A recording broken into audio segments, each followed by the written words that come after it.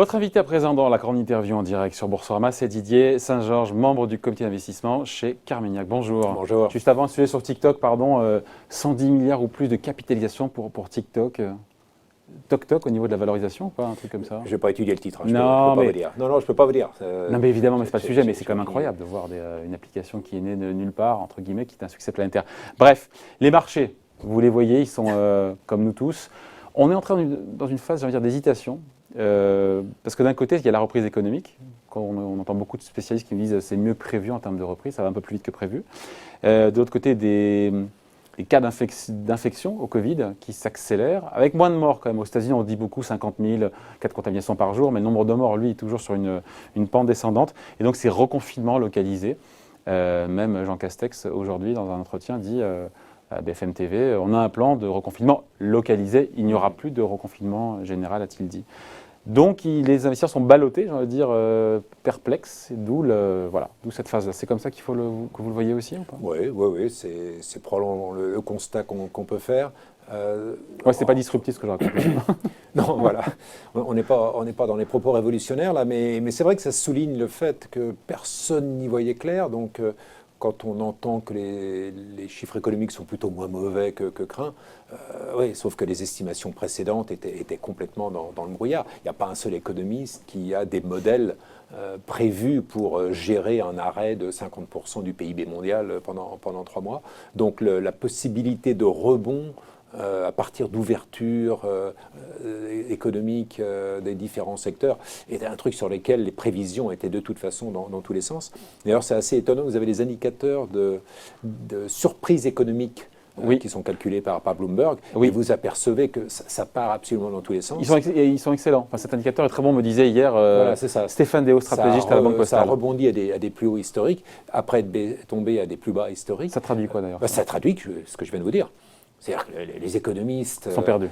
Oui, ils sont complètement perdus. C'est-à-dire qu'ils sont peut-être capables, j'espère, de donner une vision un petit peu à moyen terme, mais prévoir ce que va être l'indicateur PMI de tel mois dans tel pays, ça y est, franchement, ils n'en savent rien. Donc le côté économique disant c'est moins mal que ce qu'on pouvait craindre, sauf que ce qu'on pouvait craindre était vraiment complètement dans l'inconnu. Maintenant, pour ce qui est de la pandémie, c'est un petit peu la même chose, hein. Si ce n'est qu'on commence à voir quelque chose qui est assez intéressant tout de même, c'est que les pays qui sont allés un petit peu fort dans le confinement, dans la gestion du départ, se retrouvent dans une situation plus proche de l'Asie de 2003, c'est-à-dire qu'avait réussi vraiment à ramener à littéralement zéro le taux de reproduction du virus, et derrière, donc on peut rouvrir l'économie et repartir. L'erreur des États-Unis qui semble apparaître aujourd'hui, c'est qu'à vouloir rouvrir trop tôt... Confiner trop tard et rouvrir trop tôt. Oui, alors confiner trop tard, ça... En même temps, ça arrive plus tard chez eux aussi. Ça aurait pu le faire, mais oui, c'est ça. Ils ont eu la même erreur, sauf qu'ils ont vraiment voulu rouvrir plus tôt.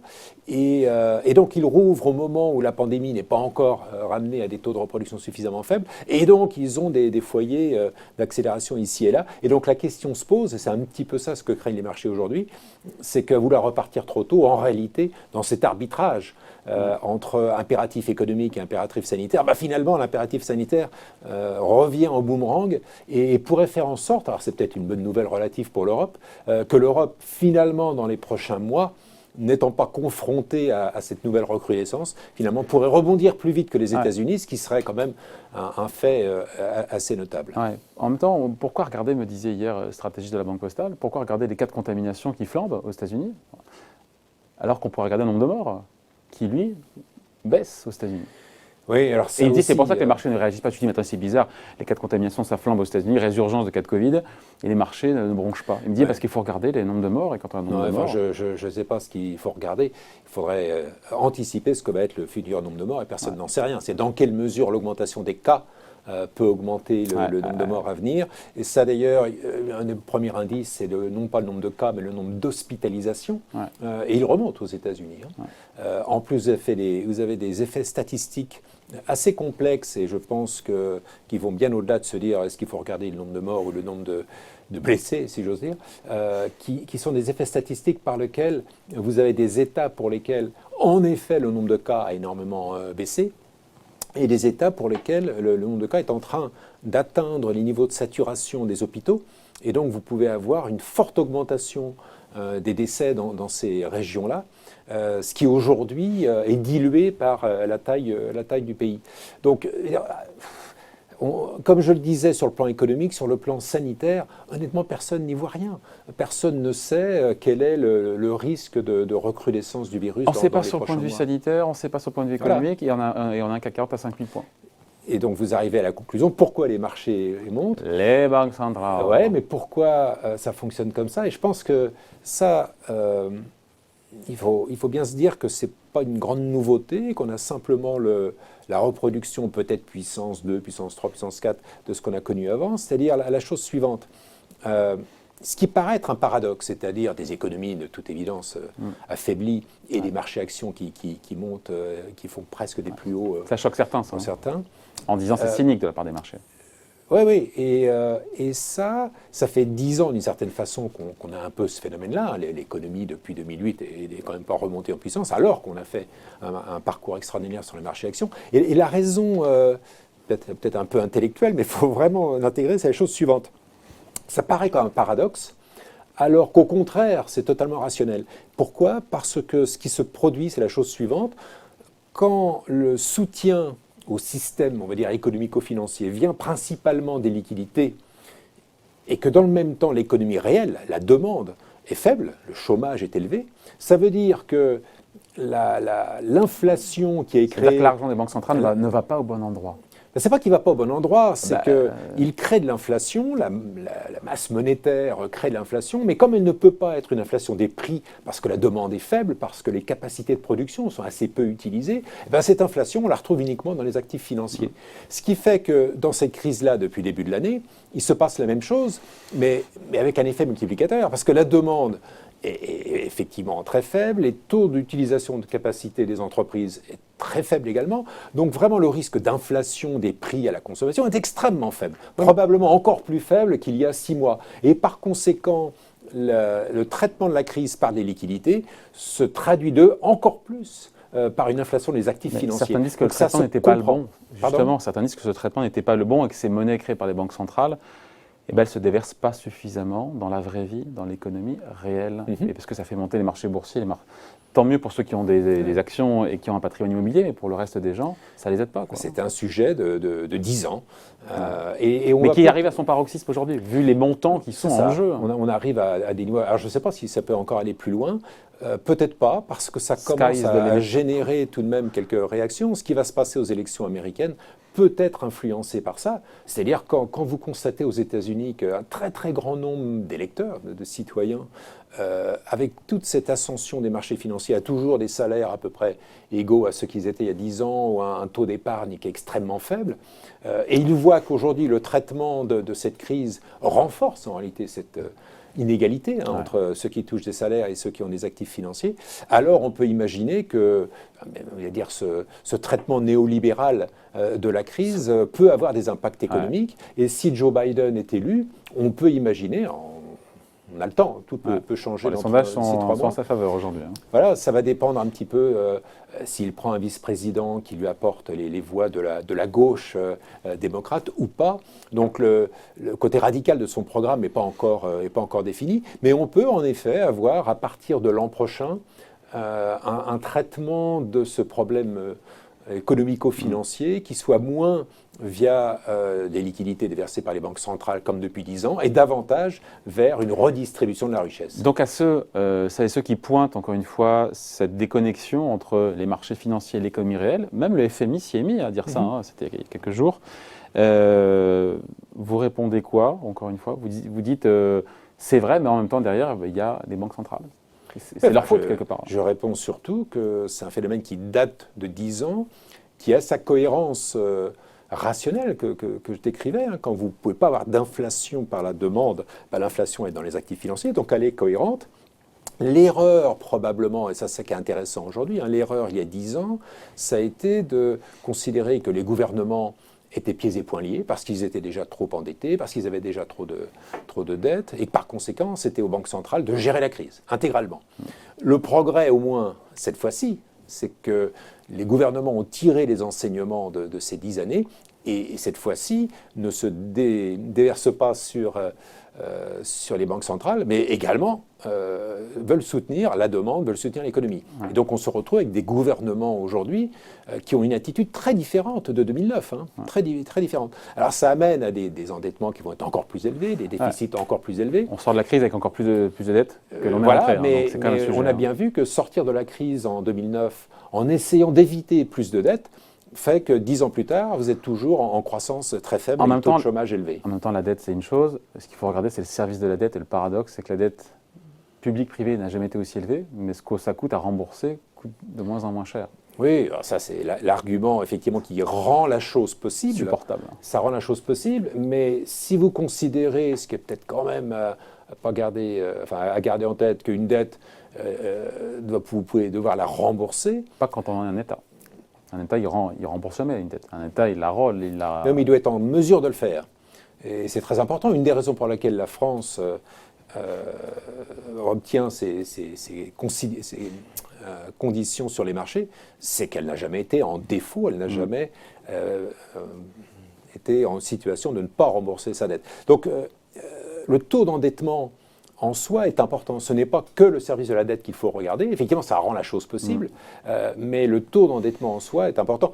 N'oubliez jamais cette vieille règle d'or qui consiste à dire que la dette vous permet de soutenir la demande à court terme au prix de réduire la demande à terme. Ouais. Donc, en augmentant la dette, on repousse le problème en permanence. Et à un certain moment, vous avez une problématique quand même de crédibilité. Alors, de deux choses l'une, soit ce sont les gouvernements qui perdent la crédibilité à un moment donné. Si les banques centrales s'engagent en permanence à financer rendre solvables dettes, et à rendre solvables les États. Voilà, c'est elles qui risquent de perdre leur crédibilité. Ouais. Qui viendra sauver les banques centrales ce jour-là? Le problème, c'est... Mars. Non, mais c'est que le jour où vous perdez confiance dans une banque centrale, en vous disant finalement, elle est aux ordres du gouvernement de son pays, elle crée de la monnaie pour payer. C'est le cas aujourd'hui. On ne le dit pas, mais on le fait. En tout cas, on va dans cette direction-là. Donc ce jour-là, votre réaction en tant qu'investisseur, c'est de vous méfier de la valeur de la monnaie qui est créée. Ouais. Et donc le risque à moyen terme, c'est un risque d'instabilité des monnaies. Alors pour l'instant, c'est un jeu à somme nulle.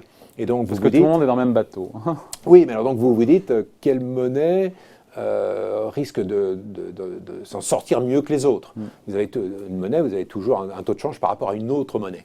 Et historiquement, le dollar, voire le yen, ont été un peu les monnaies refuges. Donc dans des cas-là, vous pouvez vous dire, finalement, je me mets sur les monnaies refuges. Et dans un jeu à somme nulle, il suffit de ne pas être dans les monnaies faibles.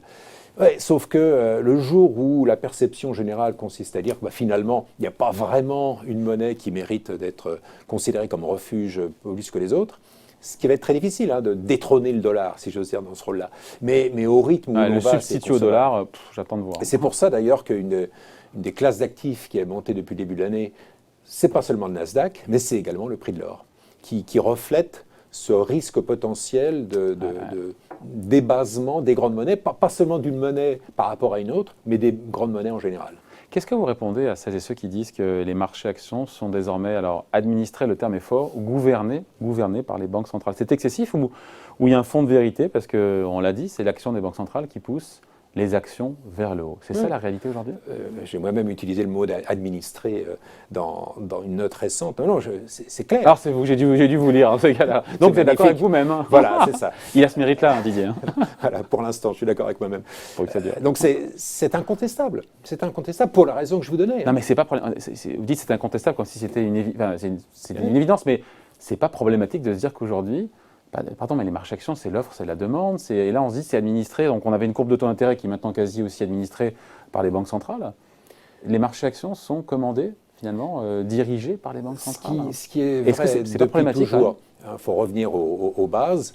Qu'est-ce qui constitue l'évolution d'un marché ou le niveau d'un marché? C'est trois choses, trois piliers. Une qui est par l'économie réelle, avec l'idée que d'une certaine façon, quand même, on peut espérer que la valorisation des entreprises reflète la santé de l'économie, les potentiels de croissance, etc. Donc c'est un des piliers. Les profits futurs qu'on va actualiser, enfin c'est voilà, exactement. Ouais, mais c'est pas le seul pilier. Le deuxième pilier, c'est que pour refléter cette vision économique, il faut bien avoir l'argent pour le faire. Donc la liquidité disponible pour refléter la réalité économique dans les marchés, suppose de la liquidité. Donc le pilier liquidité, il fait partie des 3 piliers essentiels. Et ça, c'est le privilège de la Banque centrale qui crée de la monnaie. Oui, enfin, la liquidité peut être également par le comportement des banques qui va prêter plus ou moins, le niveau des taux d'intérêt, etc. Les banques sont encouragées aussi à prêter par aussi l'action de la Banque centrale sur les taux de dépôt négatifs, etc. Donc tout c'est quand même lié. Hein. Absolument. Donc c'est le deuxième pilier, la liquidité. Donc elle a toujours été un facteur majeur, enfin j'appelle ça un pilier de la tenue. Et le troisième, c'est une fois que vous avez la liquidité disponible et la justification économique d'investir, le troisième pilier, c'est d'avoir envie de le faire. Est-ce que vous avez confiance? Est-ce que vous avez peur? Est-ce que vous avez des anticipations pour l'avenir positif ou pas? Donc ça, c'est la partie psychologique, etc. Et tout le monde sait, c'est une platitude, si ce n'est qu'il faut bien la relier aux 2 autres piliers, que la psychologie fait partie des moteurs essentiels des marchés. Donc vous avez ces 3 piliers-là. Et ce qui est très clair de toute évidence, c'est que sur les 10 dernières années, le pilier liquidité a été dominant.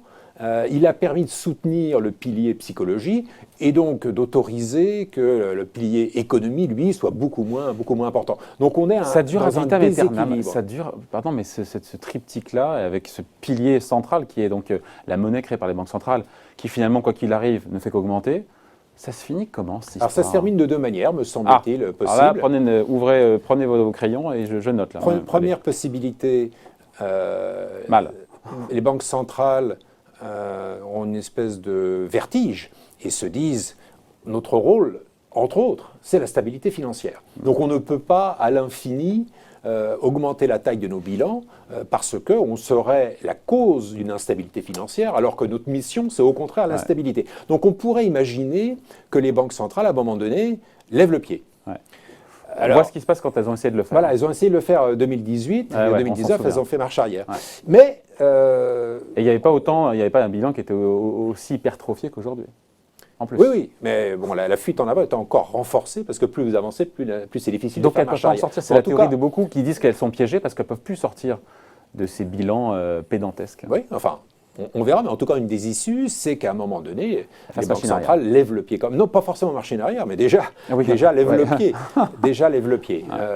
Et si elles peuvent le faire sans plomber la croissance complètement, alors les taux d'endettement, c'est-à-dire la dette ramenée au PIB, si votre dénominateur continue de croître et que vous arrêtez la croissance de votre numérateur, les ratios d'endettement s'amélioreront et ça peut se régler. Scénario optimiste.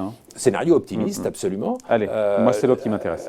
Oui, non, même le scénario optimiste consiste tout de même à imaginer que le coût économique ne soit pas éventuellement catastrophique, mais empêche tout de même une poursuite de la croissance. On voit que fin 2018, donc les marchés auraient... Voilà. Toute velléité a déjà été tuée dans l'œuf de la Fed très rapidement. Exactement. Bon.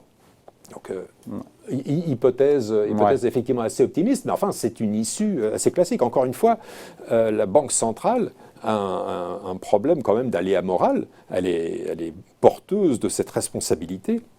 Donc on ne peut pas exclure quand même qu'à un moment donné, même si ça ne plaît pas au marché, les banques centrales disent on préfère une correction, fût-elle relativement importante maintenant, plutôt qu'un crack à l'avenir. Première hypothèse. Deuxième hypothèse, là ce sont les marchés qui, eux, obtiennent le vertige, c'est-à-dire se disent cette histoire-là nous amène à valoriser une réalité économique de manière trop élevée.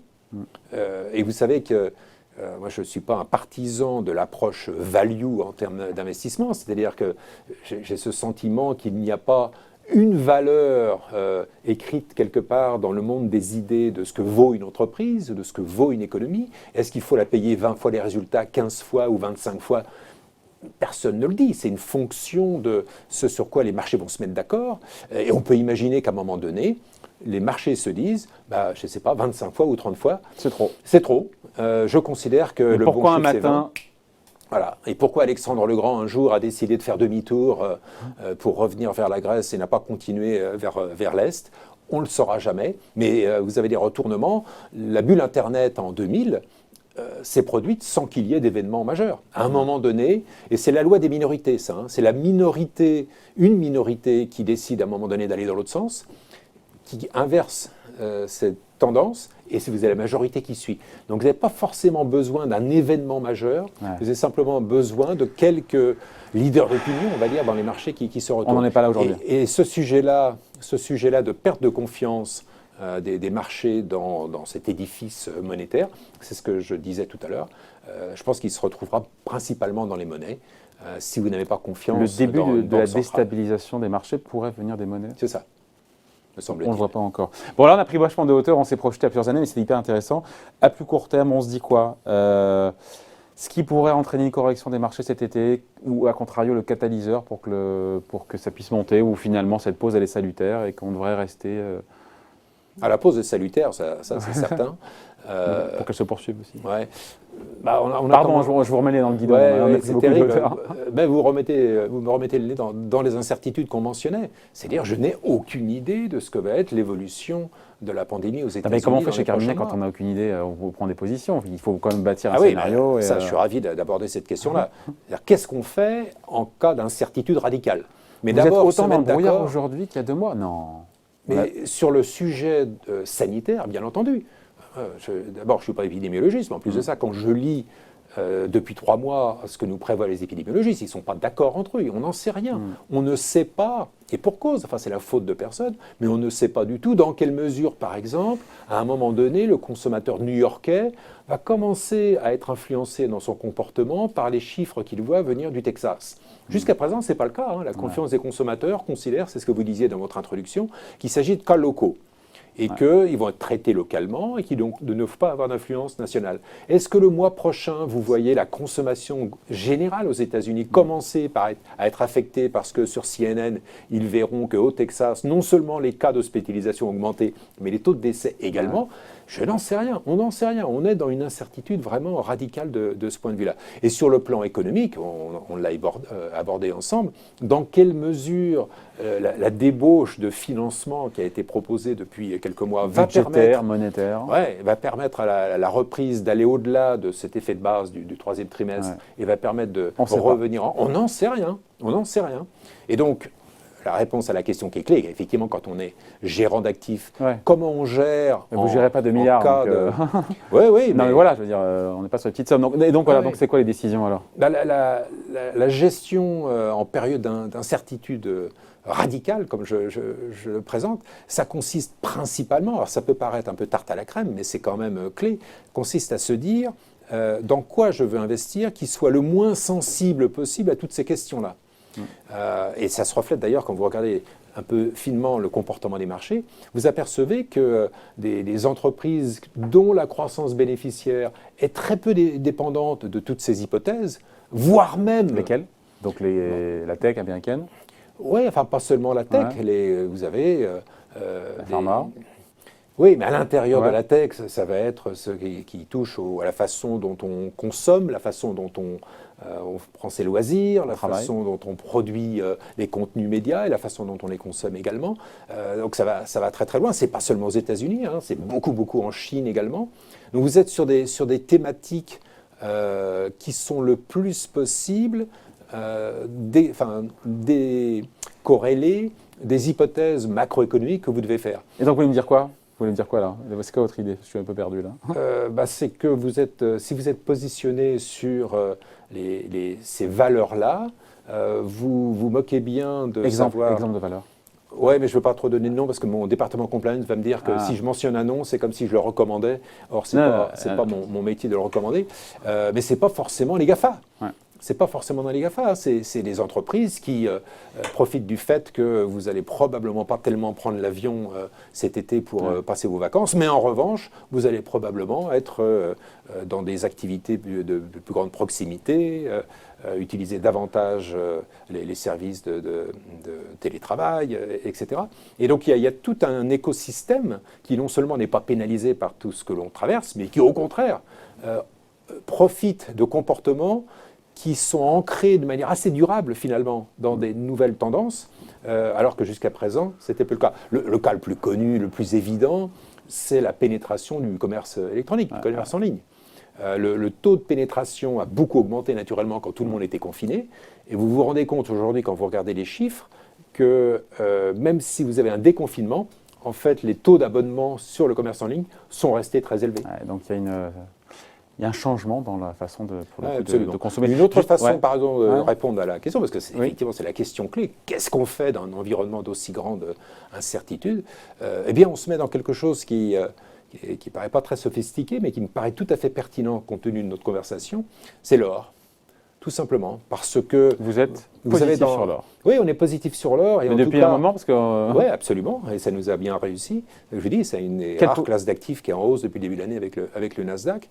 Et ça me paraît complètement cohérent d'être positionné à la fois sur les convictions de long terme, et puis se rendre compte que ça repose sur cet édifice qui est quand même assez fragile, d'un taux d'endettement extraordinaire financé par la création monétaire.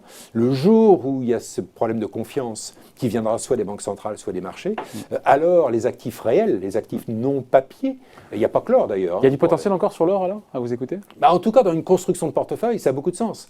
Encore une fois, c'est une réponse à cette incertitude radicale. Vous vous mettez d'un côté sur des convictions fondamentales de moyen terme, mais vous avez également dans votre portefeuille une forme d'équilibre apportée par une sorte de prime, de police d'assurance que constitue un actif réel comme l'or. L'or, il a le mérite d'être coté, d'avoir des entreprises qui sont productrices d'or, donc vous pouvez y investir facilement.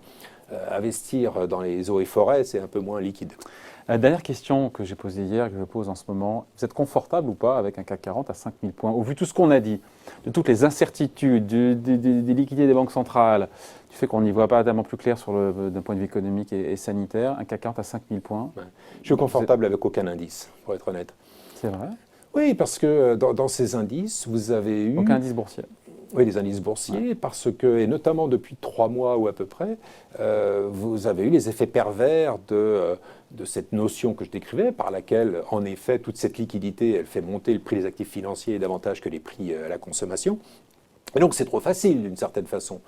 On peut ignorer l'économie, on peut ignorer les fondamentaux, et puis finalement se dire on achète ce que les banques centrales achètent, ou indirectement. Et donc on en profite. Et ça a attiré un mouvement spéculatif de personnes qui achètent des titres qu'en tant qu'investisseur professionnel, on ne voudrait jamais détenir, mais qui sont pas chers, qui sont massacrés, mais qui sont de très mauvaise qualité. Et ça a fait monter les indices de manière, donc ça veut dire que chez Carmignac, vous êtes resté à côté de la hausse, puisque si quelque part vous n'êtes pas confortable avec le niveau des indices boursiers, ce que vous me dites, ça veut dire que ça veut dire qu'on n'investit pas dans les indices. On investit, je peux vous dire, notre fonds Action International, sa première position, c'est une valeur chinoise. C'est pas, on en parle juste après du marché chinois. C'est pas un GAFA ou un indice. C'est-à-dire, dans l'indice, vous achetez de tout, y compris des entreprises qui, aujourd'hui, n'ont aucun mérite économique, voire même sont en danger stratégique considérable. Simplement, elles ont été massacrées. Et vous avez donc des petits porteurs qui se disent, tiens, c'est aussi intéressant que le casino. Même en Chine, d'ailleurs, ça se produit. Vous avez eu depuis quelques semaines, littéralement, une envolée du marché action chinois domestique, qui est un phénomène spéculatif principalement. J'espère que ça ne va pas faire comme en 2015, mais ça en a un petit peu l'apparence. C'est-à-dire, c'est un casino qui n'est pas mu ni par l'économie, les taux d'intérêt, etc., mais qui est mu par l'espoir du gain simplement, très momentum, qui va jouer essentiellement les tendances. Et donc les indices boursiers, ils ont un petit peu cette dimension-là aujourd'hui. Et je pense qu'aujourd'hui, il ne faut certainement pas parier sur un indice boursier, le CAC 40 ou un autre, mais se dire, comme on s'est dit tout à l'heure, quels sont aujourd'hui les secteurs, ou plus précisément les sous-secteurs et les entreprises, qui nous permettent de dormir la nuit avec l'idée qu'on est assis sur une croissance bénéficiaire vraiment solide à moyen terme, quel que soit l'environnement de marché qui peut se produire dans les prochains mois. Mais certainement pas les indices. Certainement pas les indices, on a compris. Merci en tout cas, merci d'avoir été avec nous. Didier Saint-Georges, membre du comité d'investissement chez Carmignac, invité de la grande interview en direct sur Boursorama. Merci, à bientôt. Bye.